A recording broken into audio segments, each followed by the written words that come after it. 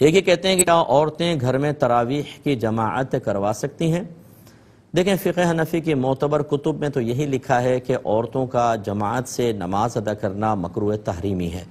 یعنی اس طرح کہ خود ہی ایک امام بن جائے اور عورتیں پیچھے ہوں، یہ مکروہ تحریمی لکھا ہے۔ بعض نے اس میں نرم قول لکھا ہے، بعض میں سختی کا قول ہے، لیکن ہم اس پہ فتویٰ دینا پسند کرتے ہیں، اور یہ بھی فقہائے کرام اور قرآن و حدیث کی تعلیم کا نچوڑ ہی ہے کہ اگر کسی مقام پر خواتین بے راہ روی کا شکار ہیں، وہ گھر میں رہیں تو تراویح ادا نہیں کریں گی، اجتماعی طور پہ تراویح ادا کر سکتی ہوں، اور پھر وہاں کوئی عالمہ ہوں جن کا انتظام کیا جائے کہ وہ عالمہ تراویح کے بعد عورتوں کو فقہ سکھائیں، ان کی روحانی تربیت کریں، تزکیہ نفس کریں، انہیں شرعی مسائل بتائیں اور عورتیں سیکھنے کے لیے تیار ہوں، تو پھر ایسی جماعت کا اہتمام کرنا بہت اچھا ہے۔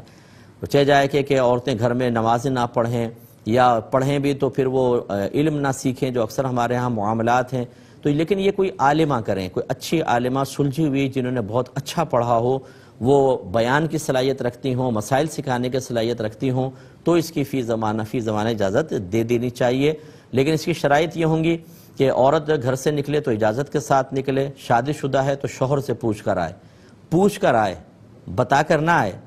یعنی میں جا رہی ہوں بھائی، اب شوہر کہہ رہے ٹھہرو تو صحیح، بس نکل گئی وہ باہر، یہ اجازت لینا نہیں ہوتا، یہ تو صرف اطلاع دینا ہے۔ اجازت لیں خوش دلی کے ساتھ۔ غیر شادی شدہ ہیں تو ماں باپ سے پوچھ کے نکلیں یا بڑے بھائی سے پوچھ کے نکلیں، باپردہ طریقے سے نکلیں، محرم ساتھ ہوں یا عورتیں امینہ عورتیں ہوں، 2-4 عورتیں جیسے مل کے چلے گئیں، راستہ پرامن ہونا چاہیے، ایسا نہیں کہ بیچ میں اوباش لڑکے کھڑے ہوں، کوئی چھیڑ چھاڑ ہو یا عزت کے مسائل ہوں۔ جس مقام پہ عورتیں جائیں اس مقام پہ بے پردگی بالکل نہ ہو،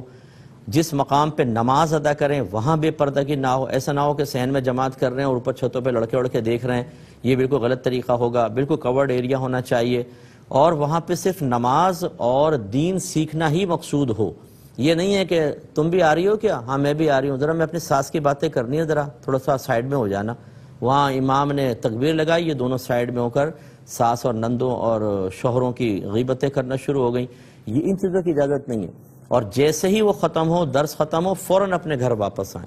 تو یہ اگر تمام قیودات کا لحاظ رکھا جائے تو فی زمانہ ہماری نظر میں اس کی اجازت دینی چاہیے، ورنہ عورتیں اتنی جہالت میں مبتلا ہیں کہ جس کی کوئی انتہا نہیں۔ اور میں اگر کوئی عالمہ ہیں تو میں ان سے گزارش کرتا ہوں اگر آپ اہتمام کریں تو وہ ٹاپکس لیں جو عورتوں کی خاص ضرورت والے ہیں، حیض و نفاس کے مسائل بتائیں، غسل کے مسائل بتائیں، کپڑے پاک کرنا، نجاستوں کی پہچان بتائیں، بچوں کی تربیت، شوہر کے حقوق بتائیں کہ کیا کیا اللہ نے اس کو حق دیے ہیں، کس طریقے سے ایک بیوی کو اچھا گھر میں ماحول بنانا چاہیے، غیبت، چغلی، جھوٹ، حسد، بخل، تکبر، ان کے بارے میں بتائیں کہ یہ عورتوں میں بعض اوقات بہت زیادہ بیماریاں ہوتی ہیں، تاکہ 1 مہینے کے اندر عورتیں بہت کچھ سیکھیں، اور اتنے اچھے انداز سے بیان کریں، عام فہم انداز میں کہ عورتیں سیکھ کر اپنے ذہن میں محفوظ رکھ سکیں، اور پھر ان کو احتساب کی دعوت بھی دیں۔ اور پھر جو خود عالمہ تبلیغ کر رہی ہیں ان سے بھی میری گزارش ہے کہ خود بھی اس پر عمل کریں، کیونکہ اکثر ہم نے دیکھا ہے کہ خواتین باتیں بہت اچھی کر رہی ہوتی ہیں، یہ کوئی خواتین کے ساتھ ہی نہیں، مرد بھی ایسے ہو سکتے ہیں، لیکن میں فی الحال چونکہ عورتوں کی بات کر رہا ہوں کہ بہت اچھی باتیں کریں گی لیکن خود اس کے خلاف عمل کریں گی۔ جب آپ خود عمل نہیں کریں گی، آپ نے یہاں پہ غیبت کی مذمت بیان کی، جیسے بیان ختم ہوا خود غیبتوں میں لگ گئیں، بے پردگی کر رہی ہیں، کلائیاں کھلی ہوئی ہیں یہاں تک غیر مردوں کے سامنے، جو حرام ہے بالکل، کلائی ستر میں عورت کے داخلے بالکل ڈھکنا چاہیے، گریبان اتنا کھلا ہوا ہے، باہر نکل گئی ہیں، یعنی سینہ عورت کا نظر آ رہا ہے، حالانکہ ستر میں شامل ہے، تو اس لیے یہ چیزیں ذرا خیال رکھیں۔ اسی طرح کسی شادی بیاہ میں گئیں تو وہاں پر ویٹر آ رہے ہیں جا رہے ہیں غیر مرد، لیکن چونکہ میک اپ دکھانا ہے، چونکہ بال بنوائے گئے ہیں پالر سے، وہ بھی تو دکھانے ہیں، تو بال کھول کے یہاں سے وہاں گھوم رہی ہیں پھر رہی ہیں، تو پھر یہ ان چیزوں پہ پھر ایسی تراویحوں کا کوئی فائدہ نہیں، پھر اپنے گھر کے اندر پڑھیں۔ ہم نے مقید اجازت کا حکم دیا ہے، اس طرح کا نہیں کہ آپ جمع ہونے کا ایک بہانہ تلاش کر لیں اور دلیل ہمارے قول کو بنا لیں، جو مفتی صاحب نے کہا تھا، تو پھر مفتی صاحب کی ساری باتیں مان لیجئے۔ پھر آپ جب مفتی صاحب کی ایک بات آپ مان رہے ہیں